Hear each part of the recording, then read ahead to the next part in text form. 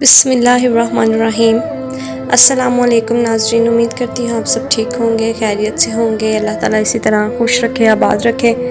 چلتے ہیں اپنی ویڈیو کی جانب اس جانب جانے سے پہلے میں آپ سب سے ریکویسٹ کرتی ہوں کہ جس نے سبسکرائب نہیں کیا وہ کائنڈلی سبسکرائب کر دیں اور ویڈیو کو شیئر ضرور کیا کریں کیونکہ میں ہر ویڈیو میں بلکہ موسٹلی جو ہے میں اپنی یہی بات کہتی ہوں کہ جو ہے نیک بات کو پھیلانا، نیکی کو پھیلانا، اچھی بات کو پھیلانا صدقہ جاریہ ہے، اور اس کا اجر جو ہے وہ اللہ تعالیٰ کی ذات دینے والی ہے۔ انسان کیا کسی کو جزا دے سکتا ہے؟ تو چلتے ہیں اپنی ویڈیو کی جانب۔ آج کا ٹاپک بھی بہت اہم ہے۔ ٹاپک یہ ہے کہ ہمارا حضور پاک صلی اللہ علیہ وآلہ وسلم ہونے کے امتی ہونے کا کیا مطلب ہے۔ ہمیں یہ تو پتہ ہے کہ ہم آپ صلی اللہ علیہ وآلہ وسلم کے امتی ہیں، لیکن کیا یہ صرف اعزاز ہے یا ایک ذمہ داری ہے جسے ہم نظر انداز کر رہے ہیں کیونکہ ہم نے اس متعلق کبھی سوچا ہی نہیں۔ تو چلتے ہیں اپنی ویڈیو کی جانب کہ ہمارا حضور پاک صلی اللہ علیہ وآلہ وسلم کا امتی ہونا بے شک ایک بہت بڑا اعزاز ہے جس سے اللہ تعالیٰ نے ہمیں نوازا ہے۔ ہمارے لیے اللہ تعالیٰ نے بہت آسانیاں پیدا کی ہیں جو پچھلی کسی بھی امت اور قوم کو عطا نہیں کی گئی تھی، وہ صرف اس وجہ سے کیونکہ ہم آپ صلی اللہ علیہ وآلہ وسلم کے امتی ہیں۔ رسول پاک صلی اللہ علیہ وآلہ وسلم نے فرمایا، اللہ تعالیٰ نے میری امت کے دلوں میں پیدا ہونے والے وسوسوں کو معاف کر دیا جب تک وہ انہیں عمل یا زبان پر نہ لائے۔ یہ بہت بڑی نعمت ہے اللہ تعالیٰ کی کہ ہمیں اللہ تعالیٰ اس وقت تک جو ہے وہ ہمارا گناہ جو ہے وہ نہیں لکھتا جب تک کہ ہم اسے عمل سرزد نہ کر لیں۔ رسول اللہ صلی اللہ علیہ وآلہ وسلم نے فرمایا کہ خواب میں میرے پاس میرے رب کا ایک آنے والا فرشتہ آیا، اس نے مجھے خبر دی کہ آپ صلی اللہ علیہ وآلہ وسلم نے یہ فرمایا ہے کہ اس نے مجھے خوشخبری دی ہے کہ میری امت میں سے جو کوئی اس حال میں مرے کہ اللہ تعالیٰ کے ساتھ اس نے کوئی شریک نہ ٹھہرایا ہو تو وہ جنت میں جائے گا۔ اس پر میں نے پوچھا، اگرچہ اس نے زنا کیا ہو، اگرچہ اس نے چوری کی ہو؟ تو رسول اللہ صلی اللہ علیہ وآلہ وسلم نے فرمایا کہ ہاں، اگرچہ اس نے زنا کیا ہو، اگرچہ اس نے چوری ہی کی ہو۔ یہ صحیح البخاری کی جو ہے میں لکھا ہوا ہے۔ ان حضرت صلی اللہ علیہ وآلہ وسلم نے فرمایا کہ گو دنیا میں ہم سب سے آخری امت ہیں، لیکن آخرت میں سب سے آگے ہم ہوں گے، یعنی کہ آپ صلی اللہ علیہ وآلہ وسلم کی امت ہوگی، باقی نبیوں کی امتیں جو ہیں وہ پیچھے ہوں گی، باقی نبیوں کے جو لوگ ہیں وہ پیچھے ہوں گے۔ رسول اللہ صلی اللہ علیہ وسلم نے فرمایا، ہر نبی کی ایک دعا قبول ہوتی ہے، تو میں چاہتا ہوں کہ اگر اللہ نے چاہا کہ اپنی دعا قیامت کے دن اپنی امت کی شفاعت کے لیے میں محفوظ رکھوں تو حضور پاک صلی اللہ علیہ وآلہ وسلم نے ایسا ہی کیا کہ انہوں نے اپنی دعا جو ہے وہ محفوظ رکھ لی، کیونکہ اللہ تعالیٰ حضور پاک صلی اللہ علیہ وسلم نے اتنی اذیتیں، مشکلات جو ہے اپنی زندگی میں برداشت کی، لیکن اسے تحمل، صبر ان پہ کیا، لیکن آپ صلی اللہ علیہ وسلم نے اللہ تعالیٰ کی اس کو رضا ہی سمجھا اور اپنی امت کے لیے انہوں نے ایک دعا جو ہے وہ مخصوص کر کے رکھی۔ حالانکہ جب طائف کے لوگ آپ صلی اللہ علیہ وسلم کی جان کے دشمن تھے، تب بھی آپ صلی اللہ علیہ وسلم نے ان کے لیے یہ دعا کی کہ اے اللہ کہ ان کو جو ہے وہ ہدایت کی توفیق عطا فرما۔ انہوں نے یہ دعا نہیں کی کہ اللہ تعالیٰ ان سب کے دلوں کو پھیر دے اور ان کو اسلام پہ غالب کر دے اور پوری امت میری جو ہے وہ ہو جائے، لیکن ایسی کوئی دعا اللہ تعالیٰ نے رسول پاک صلی اللہ علیہ وسلم نے نہیں مانگی اس وقت، بلکہ انہوں نے صبر کا مظاہرہ کیا کہ ایک نہ ایک دن جو ہے وہ یہ تمام امت سمجھ جائے گی کہ میں ہی آخری نبی ہوں۔ اللہ تعالیٰ نے ہم پر اتنی نوازشیں کی ہیں کہ ہمیں بہت سی آسانیوں سے نوازا ہے، لیکن پتہ ہے کہ یہ اعزاز ایسے فری میں نہیں مل جائے گا۔ یہ اعزاز، یہ ساری آسانیاں اور ساری خوشخبریاں تو ان لوگوں کے لیے ہیں جو رسول پاک صلی اللہ علیہ وسلم کے امتی بن کر رہیں گے۔ پتہ ہے اس بارے میں حضور پاک صلی اللہ علیہ وسلم نے کیا فرمایا ہے؟ حضرت سہل بن سعد بیان کرتے ہیں کہ رسول اللہ صلی اللہ علیہ وسلم نے فرمایا، میں حوض پر تم سے پہلے ہی موجود ہوں گا، یعنی کہ حوض کوثر۔ جو شخص میرے پاس سے گزرے گا وہ اس سے پیے گا، اور جس نے پی لیا اسے کبھی پیاس نہیں لگے گی۔ کچھ لوگ میرے پاس آئیں گے، میں انہیں پہچانتا ہوں گا اور وہ مجھے پہچانتے ہوں گے، پھر میرے اور ان کے درمیان ایک رکاوٹ کھڑی کر دی جائے گی۔ میں کہوں گا یہ تو مجھ سے ہیں، یعنی کہ میرے امتی ہیں۔ مجھے کہا جائے گا کہ آپ نہیں جانتے کہ انہوں نے آپ کے بعد دین میں کیا کیا نئے کام ایجاد کر لیے تھے۔ تو میں کہوں گا اس شخص کے لیے مجھ سے دوری ہو جس نے میرے بعد دین میں تبدیلی کر لی۔ اس کا مطلب یہ ہے کہ ہمیں صرف اس بات پر اتفاق کر کے ہی نہیں بیٹھ جانا چاہیے کہ ہم حضور پاک صلی اللہ علیہ وسلم کے امتی ہیں تو بخش دیے جائیں گے، پھر چاہے ہم خود کو اشرف المخلوقات کی صفت سے گرا کر جانوروں والی صفات اپنا لیں۔ نہیں، اللہ تعالیٰ نے ہمیں ایک دین سے کیوں نوازا ہے؟ ہماری زندگی تو اس کے بغیر بھی گزر سکتی تھی۔ دین اسلام کو ہم تک پہنچانے کا ایک مقصد اور ہے، وہ یہ ہے کہ زندگی کو ایک سلیقے سے، ایک نظم و ضبط سے گزارنا ہے اور خود کو اشرف المخلوقات بنانا ہے۔ جب ہم دین کو چھوڑ کر ماڈرن اور اٹریکٹیو زندگی کی طرف جانے لگتے ہیں، دین کو اگنور کر کے اسے چھوڑ دیتے ہیں، تو مطلب ہے کہ ہم نے اس ڈسپلن کو چھوڑ دیا ہے جو ہمیں اشرف المخلوقات وہ بنا رہا تھا۔ ہم اب سوائے ایک جانور کے کچھ نہیں ہیں۔ جانوروں میں اور ہم میں ایک ہی فرق ہے، وہ یہ ہے کہ عقل کا، شعور کا، ڈسپلن کا، جو دین کو اپنائے بغیر کہیں سے بھی نہیں مل سکتا۔ تو اگر آپ نے حضور پاک صلی اللہ علیہ وسلم کا محبوب امتی بننا ہے، جس کی حضور پاک صلی اللہ علیہ وسلم نے خود شفاعت کریں گے، تو کیا کرنا ہوگا کہ اپنی زندگی کو دین کے مطابق ترتیب دینا ہوگا۔ پتہ ہے کہ ہم سب کے بارے میں قرآن پاک میں اللہ تعالیٰ کیا فرماتے ہیں؟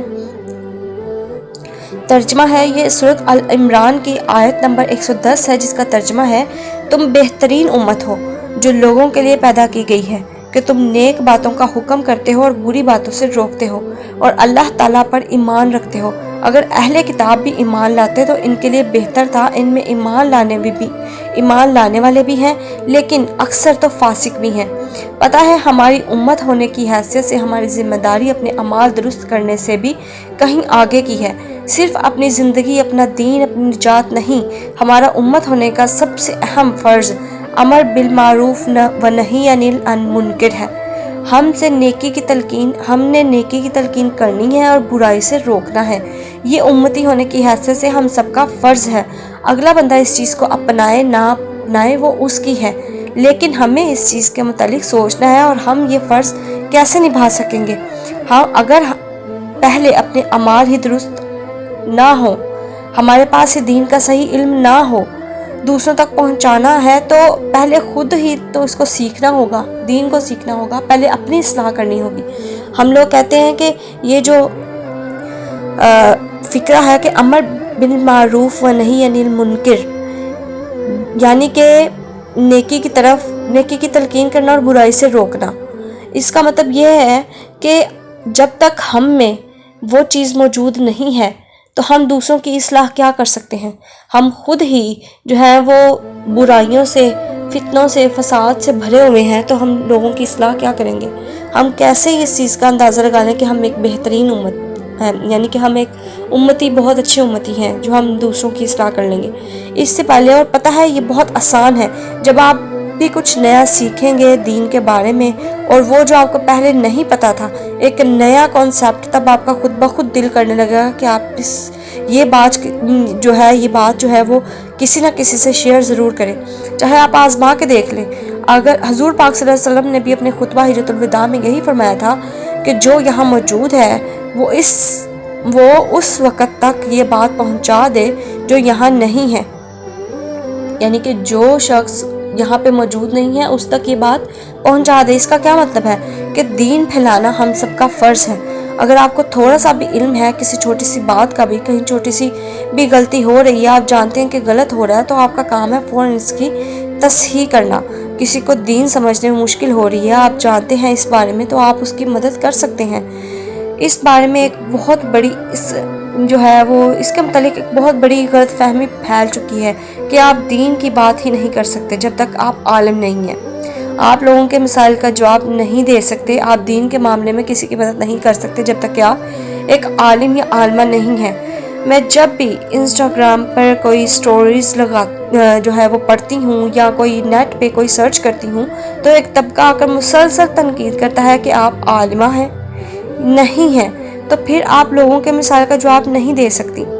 حالانکہ عالم عالمہ بے شک آپ کو بہترین جوابات اور بہترین علم والی باتیں بتاتے ہیں، لیکن ان کے پاس تب جایا جاتا ہے جب آپ قرآن اور سنت اور حدیث خود پڑھنے کے بعد، غور کرنے کے بعد بھی آپ کو وہ بات سمجھ میں نہ آ رہی ہو۔ تو میں آپ کو قرآن حدیث نہیں پڑھا رہی، میں تو بس وہ شیئر کر رہی ہوں جس نے میری مدد کی، اور میں آپ لوگوں کی بھی جو ہے وہ مدد کرنا چاہتی ہوں۔ میں یہ چاہتی ہوں کہ کوئی اچھی بات جو ہے وہ آپ تک پہنچے۔ میں نے جس طرح آسان کر کے آپ کو سمجھایا ہے، غور کیا ہے، عمل کیا ہے، آزمایا ہے، یہ مسئلہ ایسے حل ہو سکتا ہے۔ مطلب میں بے شک عالمہ ایک نہیں ہوں، لیکن مجھے اس چیز دلی خوشی ہوتی ہے، سکون ملتا ہے دل کو کہ میں کوئی نہ کوئی جو بات جو ہے وہ آپ لوگوں تک پہنچا رہی ہوں۔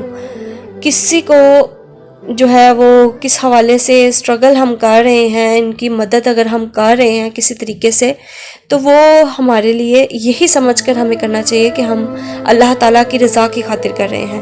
وہ کوشش تو ہم جو پہلے کر رہے ہوتے ہیں، تو اس ایک کنسیپٹ کو جو ہے، جو بات ہمیں سمجھ نہیں آ رہی ہوتی وہ ہمیں سمجھنے کی ضرورت ہوتی ہے، کیونکہ میری بات سمجھیں کہ ہم ضروری نہیں کہ ہم عالمہ ہوں، عالم ہوں تو تب بھی ہمیں جو ہے وہ ہر چیز سمجھ میں آئے اور ہم انہیں کی باتوں کو عمل کریں۔ لیکن اگر ہم کسی کو اچھی بات بتا رہے ہیں، سمجھا رہے ہیں، اگر اس کی پرابلم سولو کر رہے ہیں، زندگی کسی نہ کسی مسئلے پہ اسے بتا رہے ہیں، اس کا حل بتا رہے ہیں، تو یہ بھی ایک نیکی ہی ہے۔